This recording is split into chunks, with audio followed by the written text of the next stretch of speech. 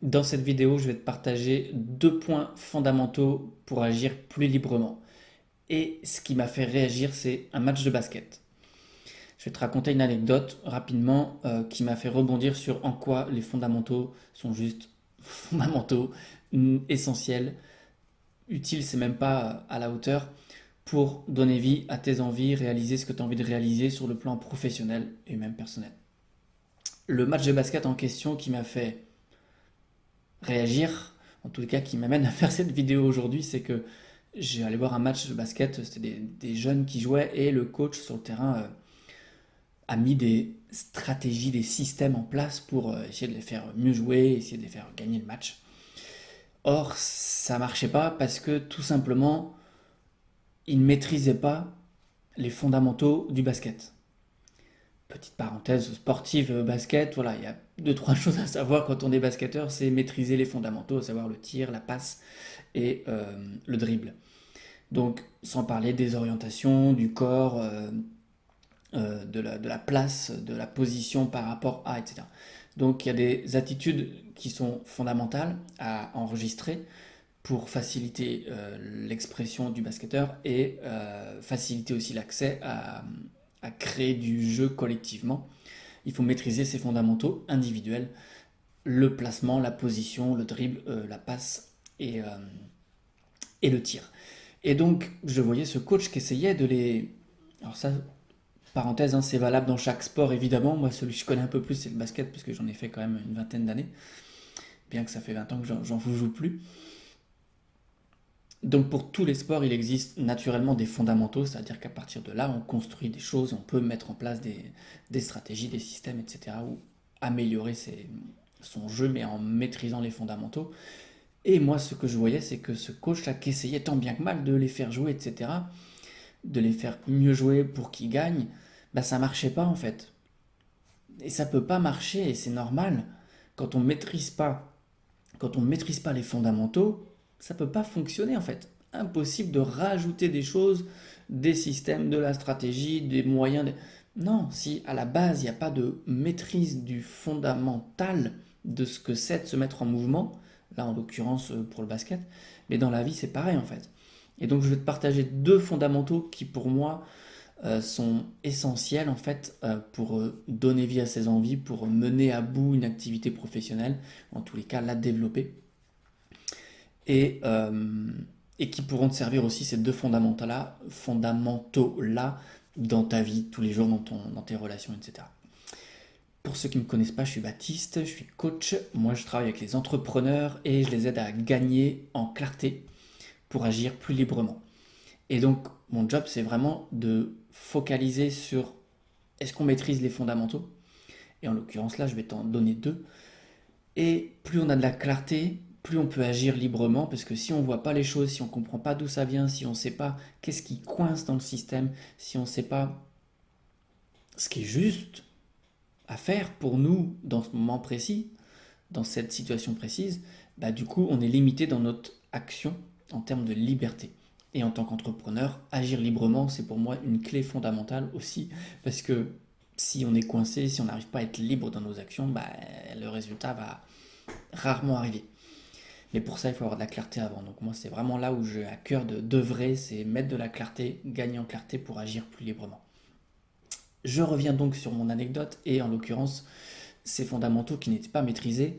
Et ça m'a fait écho, je dis tiens, ok, ces jeunes-là, ils ne maîtrisent pas les fondamentaux. Ok, qu'est-ce que dans la vie, qu'est-ce que dans le business, quand on veut mettre des choses en place, qu'est-ce qu'il y a besoin en termes de fondation, c'est-à-dire de choses stables, solides, sur lesquelles on peut s'appuyer pour que les choses puissent avoir lieu, celles qu'on a envie, celles qui sont importantes pour nous, puissent exister concrètement. J'en nomme deux là, peut-être très simples, tu vas voir, très basiques, mais ô combien importants. La première, c'est, donc ces deux fondamentaux, la première, c'est écouter. Et je vais te donner quelques éléments, ce que j'entends dans écouter, et respirer. Ces deux fondamentaux essentiels dans tout mouvement, dans toute mise en mouvement, que ce soit pour réaliser, à développer son activité, faire le prochain pas, etc. Vie pro, vie perso, voilà, pour moi c'est très large, mais encore une fois hyper puissant, c'est écouter et respirer. Écouter, j'entends l'écoute intérieure, une écoute active de qu'est-ce qui se passe pour moi, où j'en suis, qu'est-ce que je ressens, qu'est-ce que je veux.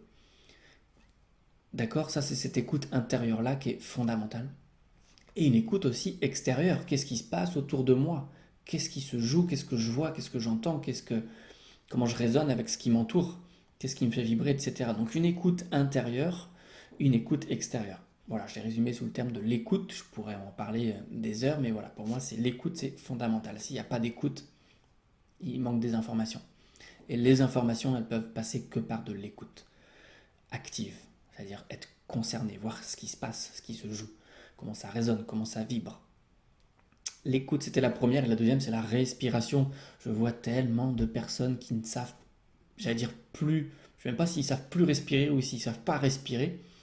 J'ai quand même un penchant pour dire qu'ils savent plus respirer parce qu'on arrive quand même sur Terre assez naturellement en sachant respirer de manière très, j'ai envie de dire, naturelle au sens douce, euh, apaisée. Mais il y a une vraie rééducation à faire de ce point de vue-là. Comment je respire. Et pour moi, ça, c'est un indicateur aussi de voir comment je respire. C'est-à-dire, est-ce que je suis trop vite, trop fort, superficiel, profond, rapide, lent. C'est fondamental de comment je gère ma respiration et apprendre à respirer même dans les challenges, même dans les difficultés, dans les moments les plus chauds. Apprendre à respirer profondément quand on vit, quand on est confronté à la vie, hein, aux défis de réalisation, etc. C'est fondamental. Et voilà, c'est pour moi deux facteurs, deux pierres à l'édifice d'une fondation, un peu comme une maison. Si elle n'a pas des fondations solides, bah, c'est bancal au bout d'un moment. Et c'est la même chose pour toute réalisation, en fait, tout, tout désir de réalisation. S'il n'y a pas des fondations stables et solides, ça fonctionne pas dans la durée. Il y a forcément un moment où c'est bancal. Donc ce qui n'est pas écouté au départ, voilà, apparaîtra à un moment donné sur le chemin. Donc voilà, on passera forcément par ce chemin-là. En tous les cas, on y sera invité. Et si on ne s'y ouvre pas, bah, ça va être compliqué parce qu'il y a un moment, si c'est pas écouté, si c'est pas ressenti, ça marche pas. Exactement comme si on respire pas correctement, si on n'arrive pas à être apaisé, si on ressent pas cette paix à l'intérieur, qui peut être très connectée facilement avec de la respiration. Respirer, hein, c'est se connecter à son essence profonde. Hein, c'est la première chose qu'on fait quand on arrive sur Terre, c'est respirer. Donc voilà, pour moi, c'était deux points essentiels que j'avais envie de partager. Écouter et respirer, c'est pour moi des fondamentaux. Euh, Hyper important, peut-être simple, mais tellement essentiel et tellement oublié ou mal entraîné peut-être, je sais pas, mais en tous les cas, c'est vraiment ça qui aide à aller dans la direction qu'on a envie. Donc voilà, s'il y a des choses qui t'intéressent ou que tu as envie d'aller plus loin, que tu es sur le chemin de vouloir donner vie à tes envies, si tu es à ton compte, si tu as envie de développer ton activité, pas pour mettre des stratégies, des moyens, des trucs et des... Non, non, reviens aux choses essentielles, écoute ce qui est important pour toi, ce qui est juste. C'est de là que va partir ton business, ton activité et donc ce que tu as envie de mettre en place dans la vie. Quand je dis les entrepreneurs, c'est aussi certes ceux qui ont à leur compte, mais c'est aussi les entrepreneurs de la vie, ceux qui veulent prendre en main leur vie, c'est-à-dire prendre en main leur destin, vivre ce qu'ils ont envie de vivre, qui ne sont pas là à attendre que ça se passe ou à se plaindre, etc. Non, c'est pas ça les entrepreneurs. Les entrepreneurs, c'est ceux qui veulent agir et qui ont à cœur d'agir depuis qui ils sont de manière alignée, donc agir avec le cœur. Donc voilà, j'avais envie de rajouter aussi quelque chose dans cette vidéo par rapport à l'écoute qui m'a beaucoup interpellé, que j'ai entendu hier, que j'avais noté, que voilà, c'était dans un coin, mais ça a réapparu là, et je trouve ça très drôle que ça réapparaisse là. C'est cette notion d'écoute, on peut écouter par plein de manières, on écoute avec nos oreilles, hein, forcément, mais on écoute aussi avec nos yeux, c'est-à-dire qu'on peut observer ce qui se passe et voir comment ça résonne, on écoute aussi avec notre cœur, qu'est-ce que ça vibre, qu'est-ce que ça vient toucher à l'intérieur de nous en tant qu'humain, dans nos valeurs, etc. Donc il y a plein de façons d'écouter avec l'audition, avec les oreilles, avec la vue. Pour moi, c'est écouter, c'est comme lire le monde, lire ce qui se passe, considérer, prendre en compte pour écouter en fait, c'est-à-dire voir ce qui se passe. Et c'est hyper important de voir quel est notre moteur principal. Est-ce qu'on est plus agile, plus habitué à écouter, c'est-à-dire prendre les informations avec les oreilles, ou à voir, prendre les informations avec les yeux. Ça, c'est hyper important parce que ce que j'ai vu, ce que j'ai noté, je ne sais plus de qui ça venait, mais le, le système auditif, c'est quelque chose de beaucoup plus yin, beaucoup plus profond, beaucoup plus subtil. On peut écouter dans le silence, on peut écouter sans rien voir, on peut écouter voilà, très très subtilement. Donc l'auditif, c'est quelque chose de... C'est un réceptacle très yin, très intérieur. C'est rigolo, je faisais le parallèle avec mon podcast que j'ai appelé l'oreille interne. Ça, voilà, j'aurais plein de choses à dire sur l'oreille interne, mais en tout cas, voilà, ça m'a fait écho, ça a résonné, et voilà. Je continue, l'auditif, c'est très yin. Les yeux, le regard, c'est très yang. C'est très très dans la matière, c'est très concret, c'est déjà quelque chose, on n'est plus en termes de réception, on est en termes d'action, c'est-à-dire il y a quelque chose qui se matérialise, qui se concrétise, qui se rend visible. Et c'est aussi quelque chose qui nous permet de capter des informations. Il n'y en a pas un qui est mieux que l'autre, hein, mais c'est juste comment on équilibre. Alors moi, il y a deux choses. Il y a à la fois voir c'est quoi ton moteur ou ton mode d'écoute principal. Est-ce que tu entends des choses qui ne s'entendent pas forcément, hein, des fois, hein. Ça peut être dans le silence, des choses comme ça, autre chose que tu captes.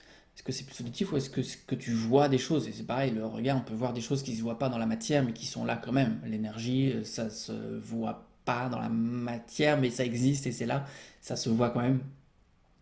Donc voilà, quelque chose qui est plus yang.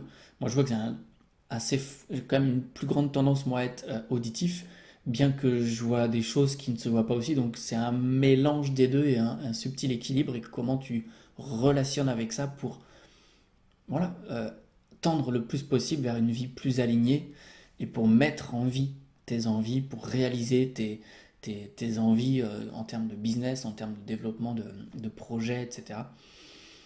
C'est fondamental. Donc voilà, il y a une écoute plus auditive qui est plus yin, une écoute plus visuelle qui est plus yang. Juste voilà, observe laquelle pour toi est plus utilisable, plus entraînée. Et voilà, je me suis un petit peu éloigné du sujet, mais je pense que voilà, c'est intéressant à écouter, à entendre. Pareil, tu prends les infos, tu prends ce qui te plaît. S'il y a des choses qui ne te parlent pas, bah voilà, tu laisses ça tranquille.